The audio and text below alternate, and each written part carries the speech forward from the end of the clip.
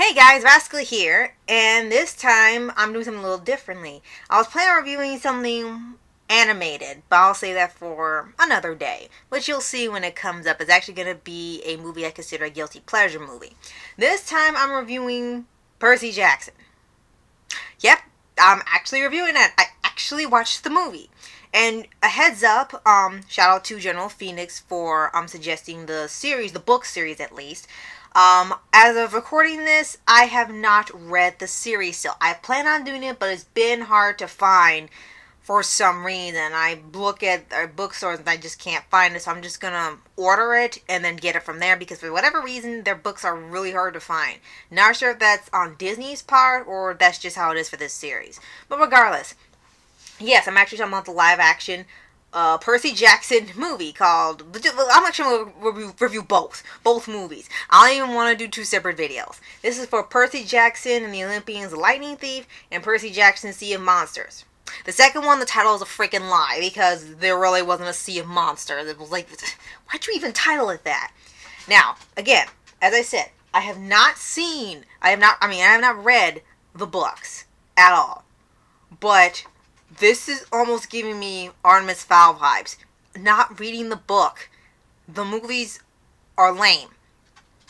They're lame. They're lame. How do you make a movie about Olympians, a lightning thief, Sea of Monsters, all those cool sounding titles, and then you do nothing with it? Now, I don't know what events they changed from the book. I won't know until I read it. I'm guessing it's a lot considering how much people are furious about it. I've known about these movies for a long time. My mom saw it, and at the time, she enjoyed the movies. But we watched it together, and it was just lame. She didn't even really like it seeing the second time around. And like I said, never read the books, but I think it's like Artemis Fowl to a point where even not reading the source material, it doesn't really hold up in its own as a movie. Neither of them. The second one I will give to little credit. It seemed a little more fun, a little more balanced. There's more of a straightforward story going on, and there's actually a likable character or two. I don't know if they're accurate to the books, but it wasn't as bad as the first one. It's still a bad movie, but it wasn't terrible. First one, it was sort of mediocre at first. It was just like, okay, we've seen this before, or where other sources took from this movie. I don't know why you take from this movie.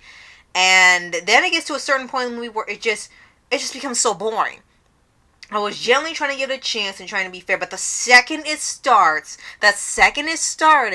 and it threw in with Percy having a sort of, kind of pretty much abusive stepfather, and it was like that whole trope that they like to use a lot, and like, I don't know if this is in the book, but I'm pretty sure people are tired of seeing this. It just happens over and over. And I tried to give it a chance, and for the most part, it was doing just okay. It was just an okay movie. But then it got to further on, and then they got to this point where, I don't know if this was in the book or not, but there was a point where they went to, I think they went to Rome. No, they went to Rome. They went to Greece. I think they went to Greece, and they fought a multi-headed dragon, and that looked actually pretty interesting. And it wasn't the most action-packed, fun-filled thing, but it was actually interesting that they had it there, and all the people there morphed into the Hydra. It was not a dragon, it was a Hydra. I thought that was pretty interesting, but I don't know if that's in the book. But then they get to this point where they're looking for that piece of the stone thing, and they're at a casino, and it's supposed to, called the Lotus, and they're supposed to keep people there for, I guess, eternity. They make them eat these cookies, and it's like they're on, the stuff. They're on the stuff, and they're tripping out, and they're really having fun, and there's so much fun there that they don't want to leave, and time passes faster. But it sounds like it could be interesting, but then I watch it, and it's just from there. And that's pretty much where the movie falls apart for me, even worse than it already was. So, enough being around the bush, I'm sorry, I kind of said something else. Enough being around the bush. The movies suck. They suck. I mean, I've never read the books, but if this is how bad it was, I cannot believe these movies exist. I mean, somehow Disney managed to top these movies. I think I remember these movies were considered the worst adaptations of books of all time until Disney topped it somehow with Artemis Fowl. And now that's the worst adaptation of a book or of anything in the history of cinema. Congrats, Disney. So these movies, I never read the books, but I guess if it was this boring and 2 hours each, I think I'd be pretty upset too that you wasted 2 hours of your life watching a movie based off a book you love, and then nothing happens. I mean, the most basic things happen. So basically, Percy finds out he's the son of Poseidon. They think he stole the lightning bolt. And he goes on this journey to find the real thief, or where it really is at. And he takes his friends along, his friend's a satyr. I don't know if that was in the book or not, but he is in here, and he's supposed to be his protector. And then this girl I forgot her name, I'm sorry, at this camp, it's called Camp Half-Blood. They go on this quest to find lightning, and then and these stones that bring it back. It's like, who hid the lightning there? I know you can steal lightning like this, but whatever. And this movie is boring as heck. It's boring. What on earth? How on earth did this movie get finished? The only part that kind of was a little bit interesting was that they had Medusa there, and every person that came there trespassing or walking there, she's turned to stone, and everyone thought they were just a bunch of statues they had there, but she's done this throughout time. And I only remember that part vaguely from when my mom watched it the first time. I remember that in the casino scene, and that's about it. But it's a bare bones minimum quest to find so and so. It's not even a MacGuffin. It's just, find who really stole the lightning. You took it. Oh, you're trying to not put the blame on yourself? It's like, what? Why would he go through all this to prove he didn't do it, and he did do it? That is the dumbest thing I've ever seen. These people kind of didn't believe him. Oh, you're trying to take the blame for yourself. You returned to his rightful owner. It was like, he went through, almost a week's worth of traveling to get the lightning back, but you still think he did it? That's sort of impossible. Why would he go through all this effort? He could just keep saying, I didn't do it, and do nothing about it, and that would arise more suspicion. But no. Oh no, you took it, stupid human. What? And then, on top of that, they have their plot twist villain with, foreshadowing for Disney doing nothing but plot twist villains on who really took it. It was just like, okay, but why? Why? It makes no sense. Why? And Poseidon, who's supposed to be Percy's dad. Okay, so apparently it says there's a rule that they can't see their half-blood kids. If they are with a human or someone who's not Olympian, it's by a law that they cannot go see their kids. And Percy's still mad at him? He's mad at his dad for some reason. Like, wait, they said he couldn't do it. Like, I'm sure he tried, but he probably would get killed or lose his powers or sent from purgatory. I'm sure there was some huge penalty since these are powerful beings, but no, they just kind of act like, the dad was in the wrong for leaving him. Well, it turns out he didn't do it on purpose. He didn't want to. He wanted to stay on Earth, and they're like, screw that. You getting back up here. You can't see your kid. Let the mom take care of it. It's just like, but he's still in the wrong for it. It's just like, how? What the heck? How? So, yeah, the whole movie is just so boring. I don't even know what the heck they cheated. I just know maybe the girl that was the friend, she was blonde in the book. I saw a picture of her, and she's not in the movie. Okay, it looks like none of these people want to change their hair color, wear a wig, or anything, so that's really not a surprise. So, then we get to the second movie called Sea of Monsters, and the title's a lie. They're on a sea, and there's a monster in it, so I guess they said, well, that's close enough. But that movie, at the very least, was a little entertaining. Because the first one was just boring as heck. It was just thing after thing happening. I forgot to mention, for the other movie, they had Hades in there, and he does absolutely nothing. He's kind of a boring character, too. It's like you have the ruler of the underworld here, and you don't do anything with it. So, Sea of Monsters, yeah, they kind of just don't really acknowledge any of the Olympians in the second movie at all. I mean, could they not get the big actors from the first movie back, and they just had to make up a story, or what? Because they hint that Poseidon's dead, but I didn't see that in the movie. Did he get taken out off screen? Did it happen in the book, and they just threw it in there? What was happening? And so they get to the Camp Half-Blood, and the weird thing is that the first movie was treated like some battle training camp thing.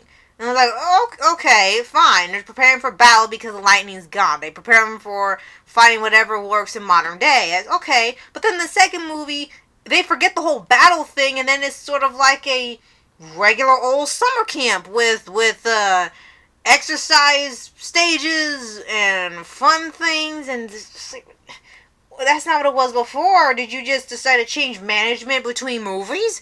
I don't get it. Then there's this other subplot where Percy found he has a half brother who's a Cyclops.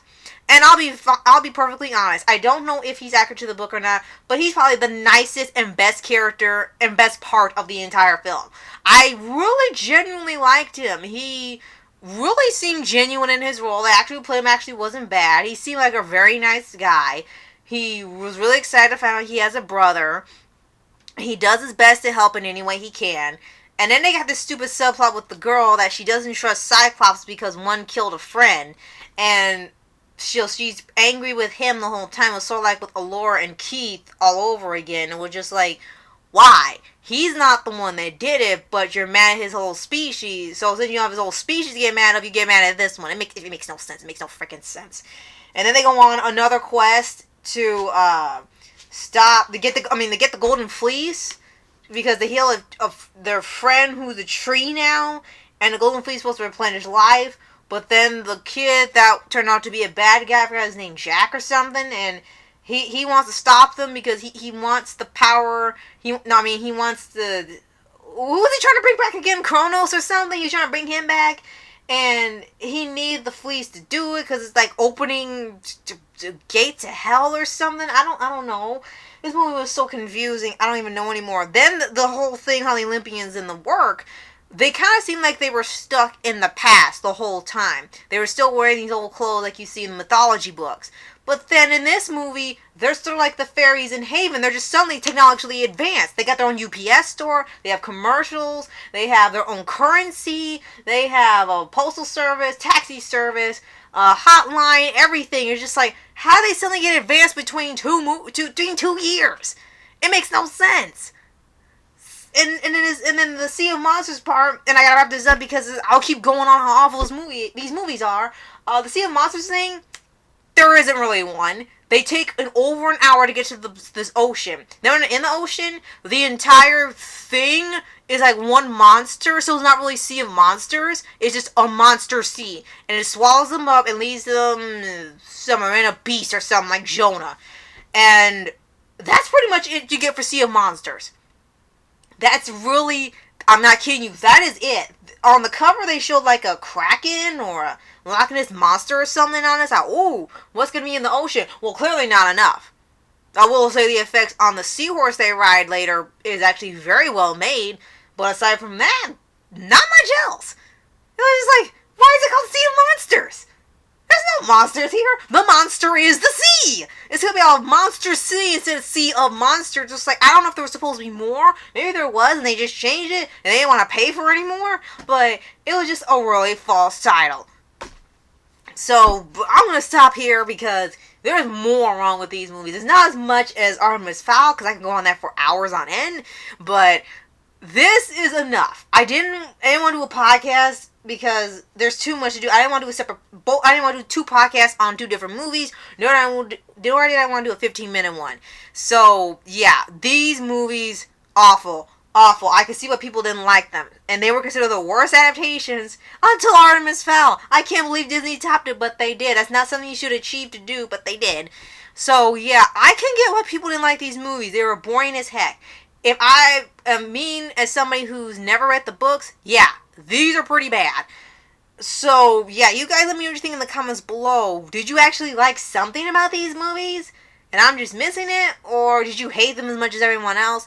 Let me know in the comments below, because, oh boy, these movies were something. And, I'll see you guys next time. Later.